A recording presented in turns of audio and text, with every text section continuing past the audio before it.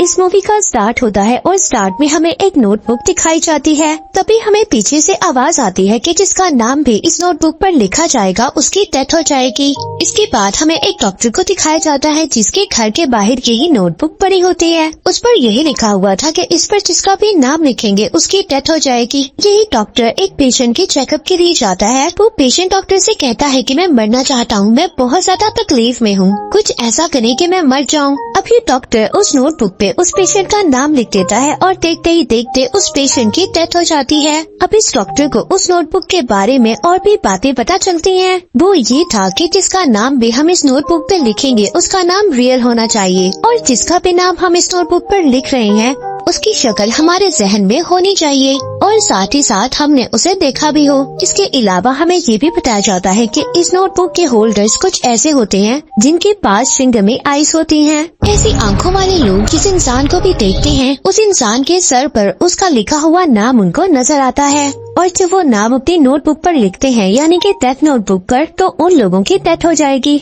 ये movie actually में death note का सेकंड पार्ट है। फर्स्ट पार्ट में हमें लाइट दिखाया गया था। इसने डेथ नोटबुक का यूज किया था और अपने आप को कीरा के नाम से फेमस करवाया था और लाइट को मारने के लिए एल को हायर किया गया था। अब इस मूवी में तरसाई बात का टाइम दिखाया गया है और जो लोग क्राइम करते हैं और टेररिस्ट से जुड़े हुए हैं उन सब लोगों की अजीब तरह से डेथ हो रही है और बहुत से लोगों को हार्ट अटैक हो रहा है।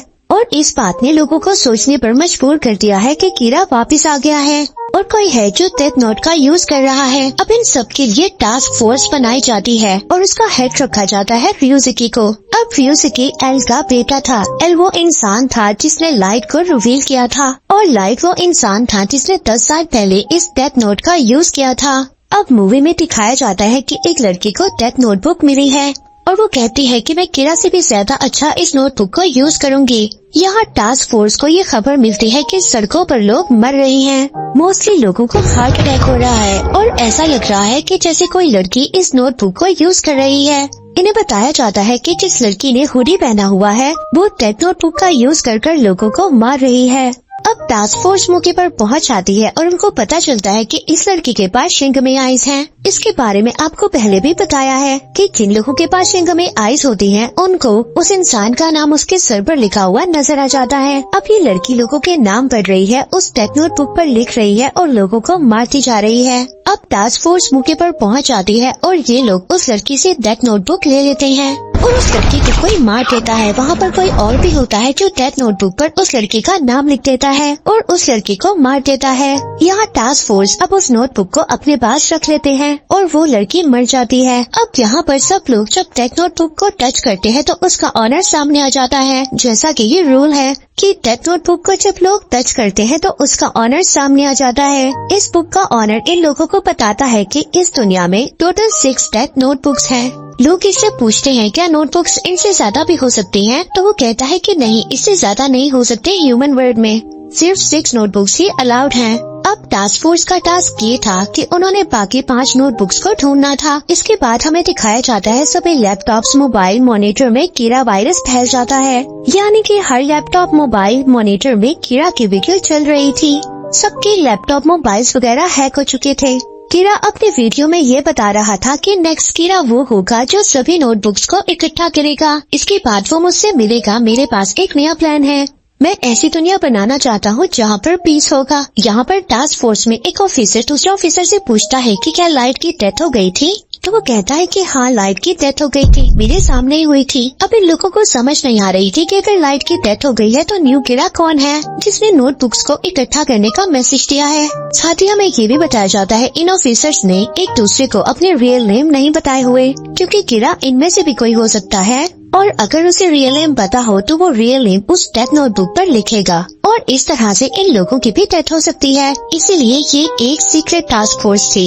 यहाँ पर टास्क फोर्स का हेड अपने टीम के डिटेक्टिव जिसका नाम मिशिमा है उससे पूछता है कि क्या कहीं ये सब मिसा तो नहीं करवा रही? तो वो कहता है कि मिसा कैसे करवा सकती है, 10 साल पहले उसकी मेमोरी इरेज कर दी गई थी। अब आपको ये भी बताया जाए कि पिछले पार्ट में मिसा भी दिखाई गई थी जो लाइट को पसंद करती थी और वो लाइट के साथ मिलकर काम करती थी। इसके अलावा ये लोग मिसा के केस के प्रोसिक्यूटर के बारे में भी डिस्कस करते हैं, जिसका रोल आप लोगों को आगे जाकर पता चलेगा। इसके बाद हमें मिसा को दिखाया जाता है जो शूट पर थी। जब वो अपने रूम में आती है तो सामने टेबल पर पड़े पोटैटो चिप्स से आवाज आती है। ये आवाज लाइट की थी और जब वो उन पोटैटो चिप्स के पैकेट को खोलती है तो उसमें एक सेल था जिसमें रिकॉर्डिंग ऑन थी। वो रिकॉर्डिंग कह रही थी कि अपने पास पड़े प्रेजेंट बॉक्स को ओपन करो। जब वो उसको ओपन करती है तो उसमें डेथ नोटबुक थी। ये जैसे ही उस डेथ नोटबुक को टच करती है इसकी मेमोरी स्टोर हो जाती है, इसको सब कुछ याद आ जाता है। और ये रूल था जब भी कोई इंसान डेथ नोटबुक को पोजेस करता है और उसको यूज करता है तो उसको सब याद होता है। लेकिन जैसे ही वो डेथ नोटबुक को किसी और को दे देता है तो उसकी मेमोरी इरेज करती जाती है, यानी कि उस टाइम पीरियड की सब मेमोरी जिस टाइम पीरियड में वो डेथ नोटबुक को यूज कर रहा था। क्योंकि अब मिसा उस नोटबुक को पकड़ती है तो उसकी सारी मेमोरी वापस आ जाती है। तभी इस डेथ नोटबुक का एंजल भी उसके सामने आता है और कहता है कि मिसा तुमसे बहुत दिन बाद मुलाकात हुई है। और यहाँ पर हमें ये भी बताया जाता है कि टास्क फोर्स ने मिसा पर नजर रखी हुई थी, क्योंकि उन्हें ऐसा लग रहा था कि जो भी न्यू कीड़ा है वो मिसा से कांटेक्ट जरूर करेगा। अब मिसा जब अपनी कार में जाती है तो कार की बैक सीट पर एक लड़का बैठा होता है और वो कहता है कि जो कीड़ा की वीडियो वायरल हुई है उसके पीछे मैं ही था और कीड़ा ने मुझे ये मैसेज दिया है कि तुम मिसा से जाकर मिलो। वो कहता है कि तुम नोटबुक्स को इकट्ठा करने में मेरी हेल्प करो, फिर उसके बाद हम वहाँ पर जाकर मिलेंगे जहाँ पर कीड़ा ने तुम्हें मिलने के लिए कहा था। मिसा उससे कहती है कि अगर तुम जानते हो कि कीड़ा जिंदा है और कीड़ा से तुम्हारी मुलाकात हुई है तो उसने तुम्हें बताया होगा कि उसने मुझसे कहाँ पर मिलना था। पर ये लड़का मिसा से कहता है कि नहीं, उसने मुझे ये बात नहीं बताई क्योंकि वो चाहता है कि तुम मुझे वहाँ पर लेकर जाओ। असल में इस लड़के ने कीड़ा की वीडियो देखी है और वो भी कीड़ा से मिलना चाहता है, यानी कि लाइट को। अब मिसा इसकी हेल्प करने से इनकार कर देती है। इसके बाद ही लड़का यहाँ से चला जाता है। अब टास्क फोर्स ने कैमरे तो लगाए हुए थे, ये लड़का काफी ज्यादा चालाक, इस लड़के ने कैमरे को हैक कर लिया था, इसीलिए टास्क फोर्स के लोगों को ये बात पता नहीं चलती कोई भी मिसा से मिला है या नहीं। इसके बाद हमें कुछ लेडीज को दिखाया जाता है जिनमें से एक लेडी कीड़ा को सपोर्ट कर रही होती है और उसकी डेथ हो जाती है। और भी बहुत से लोग जो कीड़ा को सपोर्ट कर रहे होते हैं उनकी डेथ हो जाती है। अब ये टोटल 5 नोटबुक्स हैं। इनमें से एक नोटबुक ऐसे इंसान के पास है जो कीड़ा को सपोर्ट नहीं करता और वो उन लोगों को मार रहा है जो कीड़ा को सपोर्ट करता है। तभी हमें उस आदमी को भी दिखाया जाता है जो लोगों को नेट से सर्च कर रहा है जो कीड़ा के ओपन सपोर्टर्स हैं और वो नोटबुक पर उनके नेम लिख रहा है ताकि वो मर जाएं। तभी उनके पास वही आदमी जो मिसा से मिलने गया था कीड़ा का मैसेंजर बनकर आता है। वो इसे हिप्नोटाइज कर देता है, इससे नोटबुक भी ले लेता है और इसको मार भी देता है। बाकी 3 लोग जिनके पास नोटबुक्स थी उन लोगों से मैंने नोटबुक्स ले ली हैं और उनमें से ये एक है। सब कुछ इस लड़के ने करवाया था जो मिसा से मिलने गया था और इसका नाम शीन है। वो कीड़ा से मिलना चाहता है और कीड़ा का ये मैसेज है कि जो भी मुझसे मिलना चाहता है वो सभी नोटबुक्स को इकट्ठा करे। इसीलिए वो अपनी हैकिंग एबिलिटीज को यूज करता है और उन लोगों को ट्रेस करता है जिनके पास डेथ नोटबुक्स हैं। उन लोगों को मार देता है और उनसे नोटबुक ले लेता है ताकि उन नोटबुक्स को इकट्ठा करके वो कीड़ा से मिल सके। अब ये इंसान कंप्यूटर में एक वायरस छोड़ता है जिसमें वो कह रहा होता है कि टास्क फोर्स का हेड अपना नेम और अपना फेस रिवील कर दे, अदरवाइज मैं लोगों को मारता जाऊंगा। जहाँ टास्क फोर्स का हेड रिस्पॉन्ड में एक वीडियो चलाता है, यानी कि वो उसे इनवाइट करता है एक वेबसाइट पे। ऐसा वो इसलिए करता है ताकि वो इस इंसान की लोकेशन को ट्रेस कर सके। इन दोनों की वेबसाइट पर बात होती है और टास्क फोर्स के लोग इसकी लोकेशन को ट्रेस कर वहाँ पर पहुँच भी जाते हैं, मगर वो इंसान इनके वहाँ पर पहुँचने से पहले वहाँ से भाग जाता है और वहाँ पर एक डेथ नोटबुक भी छोड़ देता है। उस डेथ नोटबुक में इनमें से एक इन्वेस्टिगेटर की डेथ का लिखा होता है। वो स्माइल करेगा और खुद को शूट कर देगा और ऐसा ही होता है। इसके बाद गवर्नमेंट टास्क फोर्स को डिसॉल्व कर देती है कि उनसे ये काम नहीं होगा और उन लोगों ने इन्वेस्टिगेशन ठीक तरीके से नहीं की। मगर मिशिमा की फ्रेंड की डेथ हुई थी और वो इस फैसले पर राजी नहीं होता और वो अपनी इन्वेस्टिगेशन जारी रखता है। अब इस इन्वेस्टिगेशन में उसे रियोजुकी की वीडियो से पता चलता है, यानी कि टास्क फोर्स के हेड की वीडियो से, कि लास्ट डेथ नोटबुक उसी के पास है। अब वो उसके घर पहुंच जाता है और वहाँ पर उसको एक क्रिएचर भी मिलती है जो कि रियोजुकी के घर में रहती है और साथ ही साथ उसे ये भी पता चलता है कि रियोजुकी के पास लास्ट डेथ नोटबुक है, जबकि रियोजुकी उससे कहता है कि मैंने इसे कभी यूज नहीं किया।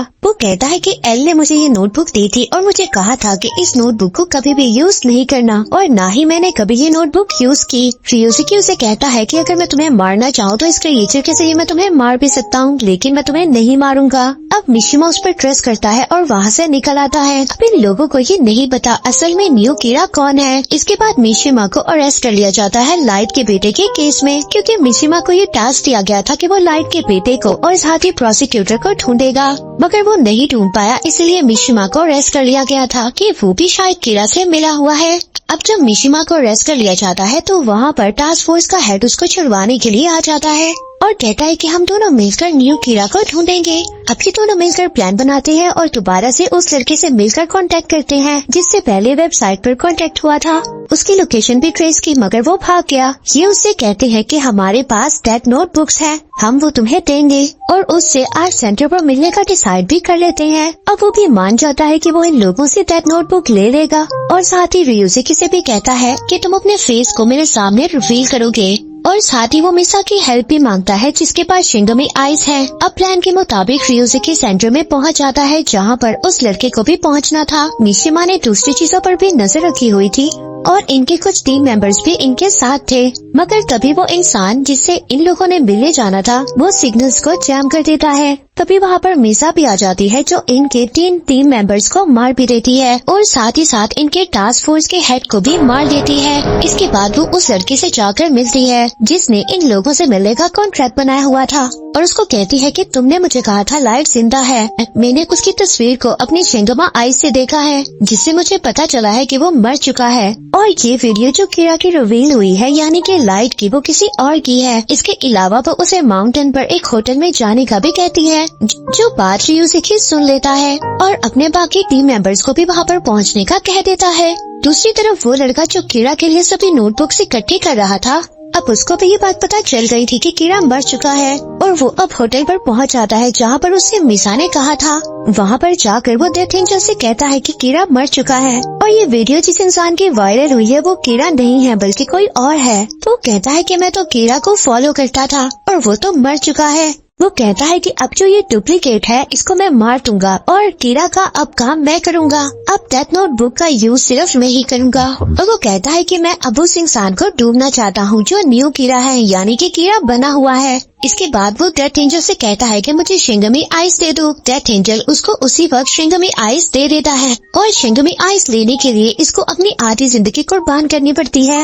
अब वहाँ पर मिशिमा और रियुजुकी भी आ जाते हैं, मगर रियुजुकी तो मर चुका था, लेकिन हकीकत में वो मरा नहीं था, बस उसने मरने का नाटक किया था। अब रियुजुकी को देखकर ये लड़का शीन नोटबुक पर उसका नाम लिख देता है और वो मरता नहीं है। इस बात पर रियुजुकी कहता है कि तुम जानते हो कि मैं क्यों नहीं मरा, क्योंकि मेरा नाम इससे पहले ही डेथ नोटबुक पर लिखा जा चुका है मौत के लिए किसी और डेट पर, और मैं उसी पर मरूंगा। तब मिशिमा उससे पूछता है कि तुम्हें ये बात कैसे पता? तो वो कहता है कि मुझे डेथ एंजल ने ये बात बता दी थी कि किसी ने मेरा नाम डेथ नोटबुक पर लिख दिया था और मैं वैसे ही मरूंगा जैसे एल मरा था।